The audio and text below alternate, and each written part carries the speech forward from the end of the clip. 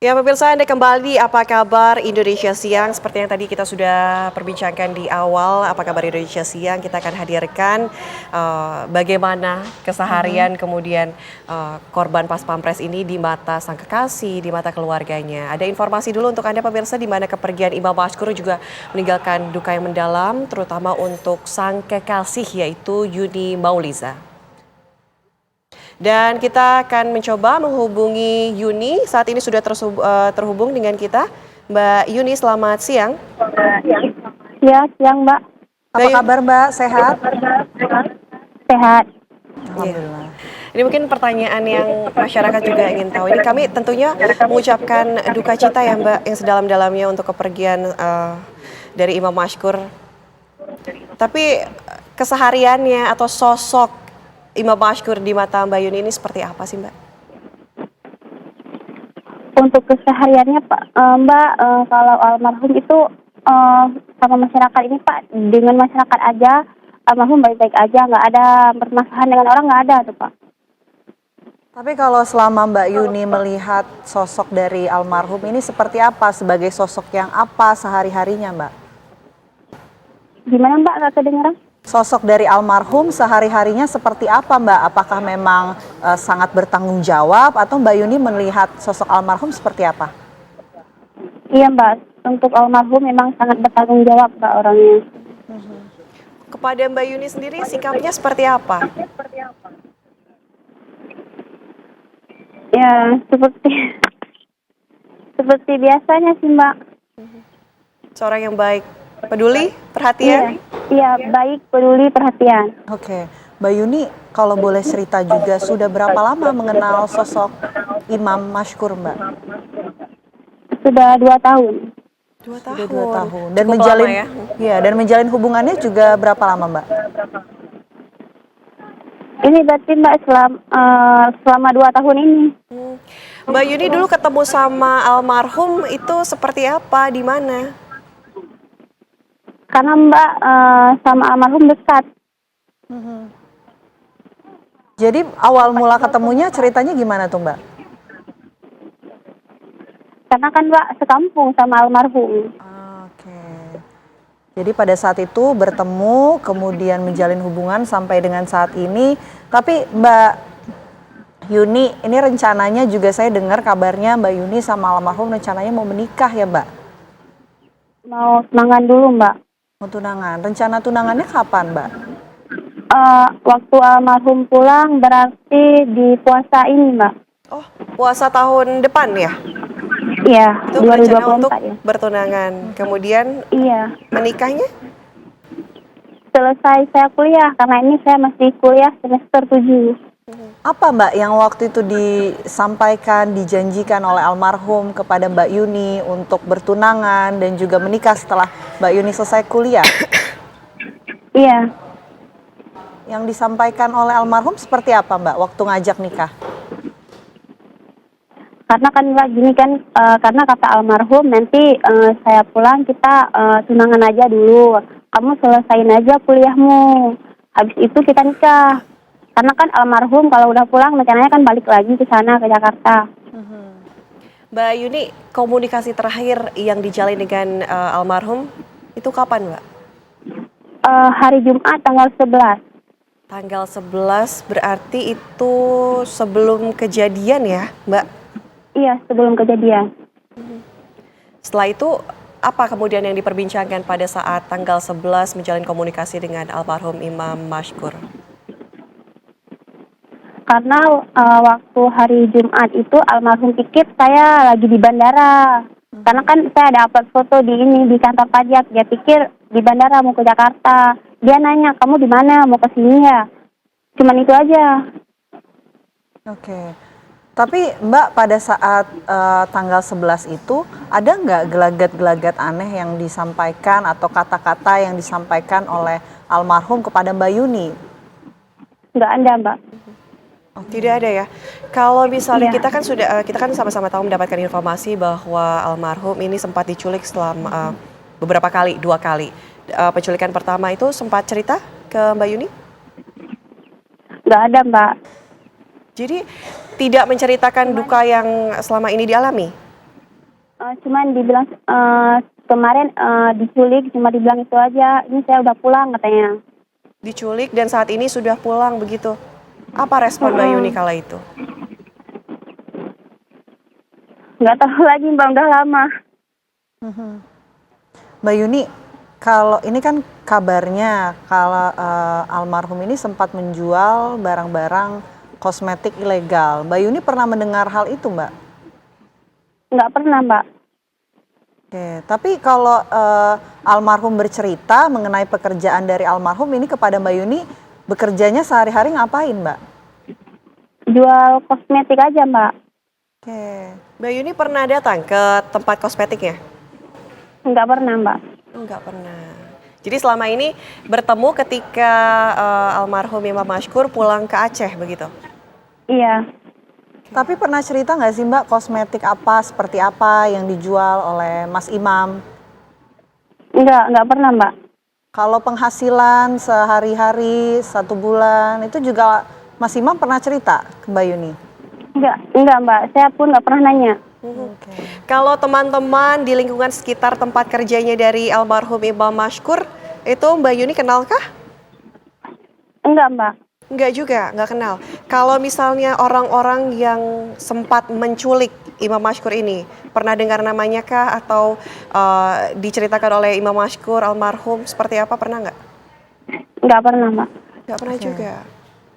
Jadi selama ini, selama 2 tahun berkenalan, menjalin hubungan dengan Mas Imam, ini sehari-hari apa yang diobrolin Mbak dan diceritakan oleh Mas Imam? Itu lebih ke masalah pribadi kami Mbak. Kalau untuk masalah yang ada masalah almarhum dengan orang-orang itu nggak pernah. Oke. Nggak, sepertinya memang sama orang-orang almarhum nggak ada masalah Mbak. Kalau keluarga satu sama lain sudah saling kenal? Keluarga, maksudnya keluarga saya Ya. sama keluarga almarhum sering kenal Mbak. Saling kenal, karena ada rencana untuk bertunangan ini ya di tahun depan. Iya. Oke, kalau gitu Mbak Yuni, kita tentunya masih akan berbincang dengan Mbak Yuni. Nanti kita akan langsung menuju ke Hijul Akbar. Sudah ada rekan kami Hijul Akbar untuk memperbarui informasi langsung dari toko kosmetiknya di Tangerang ya. Iya, kita tanyakan langsung kepada rekan kami Hijul Akbar. Hijul, sudah adakah perkembangan terbaru dari sana? Silakan. Ya, selamat siang Anda. Saat ini kami berada di Jalan Sandratek, Kelurahan Rempoa, Tangerang Selatan. Nah, kami ingin menunjukkan pada Anda pemirsa di rumah, ini merupakan toko yang tertutup di belakang kami ini. Ini merupakan toko kosmetik tempat bekerja dari Imam Mashkur. Jadi ini merupakan toko tempat kejadian penculikan dilakukan oleh 3 oknum TNI yang saat ini juga sudah kasusnya sudah ditangani oleh Pomdam Jaya, dan saat ini memang untuk situasinya tertutup rapat karena tadi berdasarkan keterangan warga usai penculikan yang dilakukan oleh 3 oknum TNI tersebut, warga langsung menutup dan mengunci dari toko yang selama ini dijaga sendirian oleh Imam Mashkur.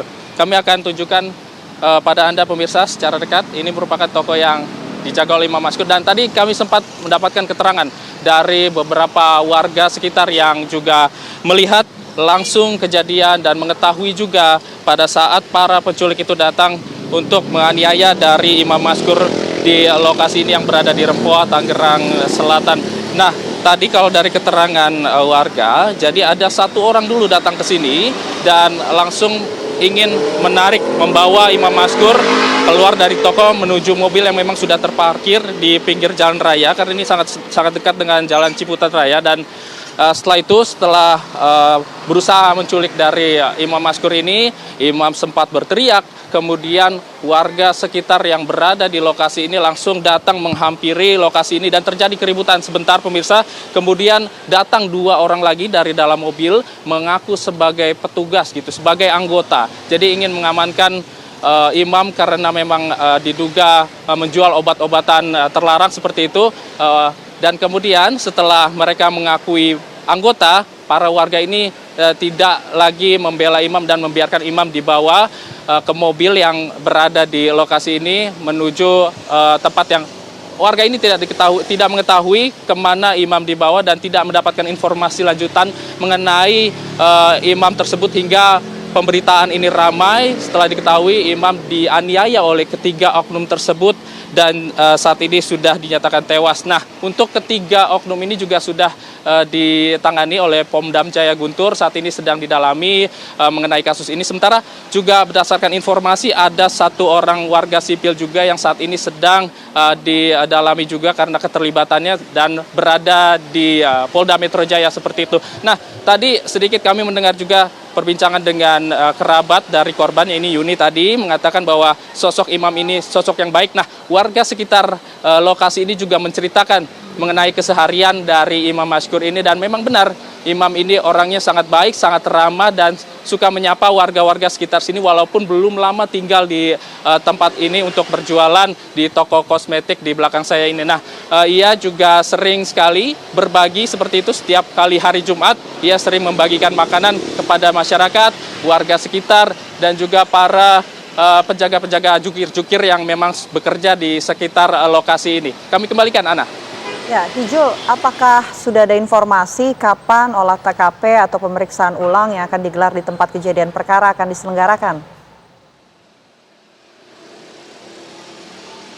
Ya, untuk sejauh ini memang kami belum mendapatkan informasi lebih lanjut karena memang ketiga oknum TNI itu masih berada di Pomdam Jaya Guntur untuk mendalami pemeriksaan seperti itu dan juga mencari apakah memang ada orang lainnya yang terlibat dari kasus penculikan Imam Mashkur ini. Jadi untuk olah TKP memang sejauh ini belum ada dan garis polisi juga tidak terpasang di lokasi ini. Ana. Laporan langsung Hijul Akbar dari Tangerang Selatan, Banten, dan informasi lainnya juga akan kami hadirkan next segmen dan juga kami masih akan berbincang dengan kekasih almarhum Imam Mashkur. Pemirsa, usai jeda tetaplah bersama kami di Apa Kabar Indonesia Siang. Ya, kami ajak Anda kembali mendengarkan kisah dan juga cerita dari kekasih almarhum Imam Mashkur, yakni Mbak Yuni Maulida. Mbak Yuni masih bergabung bersama kami, Mbak? Iya, masih Mbak.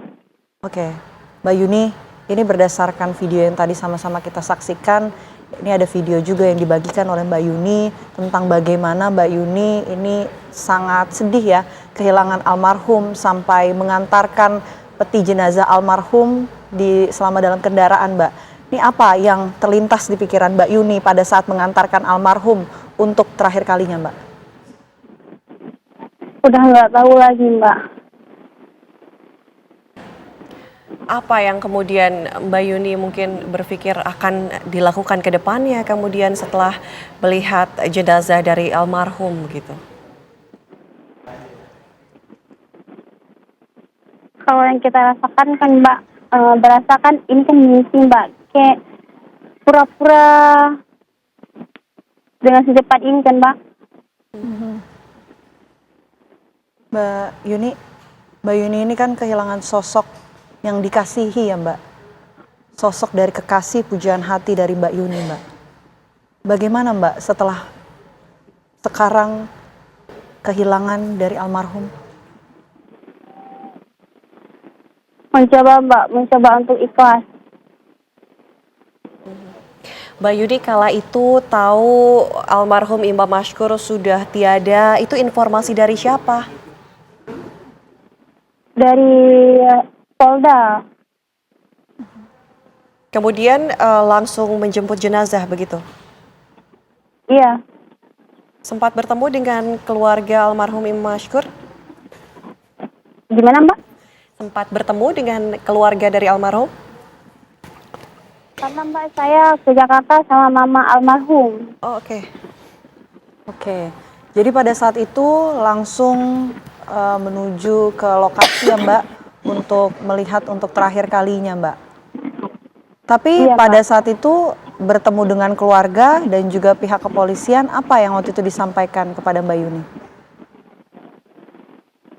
Nggak ada Mbak, saya nggak ada penyampaian dengan pihak Polda karena kan di situ ada abang juga yang ketemu. Jadi kalau dengan saya nggak ada ngomong apa-apa. Lantas Mbak Yuni mungkin harapan ke depannya seperti apa? Ingin kasus ini tuntaskah? Kemudian ke depannya Mbak Yuni akan melakukan apa setelah tiadanya almarhum? Kalau harapan kami Mbak dari keluarga, kasus ini dituntaskan dengan seadil-adilnya, seperti yang telah dilakukan kepada korban. Setimpal Mbak. Oke, keadilan yang diinginkan oleh Mbak Yuni dan juga keluarga ya Mbak. Iya. Baik, Mbak Yuni terima kasih sudah berbagi cerita bersama kami. Tentunya kami juga turut berduka cita atas kasus ini, juga mendoakan agar keadilan yang sebenarnya ini ditegakkan. Terima kasih Mbak Yuni sudah bergabung bersama kami. Sehat Semoga selalu. sehat selalu Mbak. Iya Mbak, sama-sama.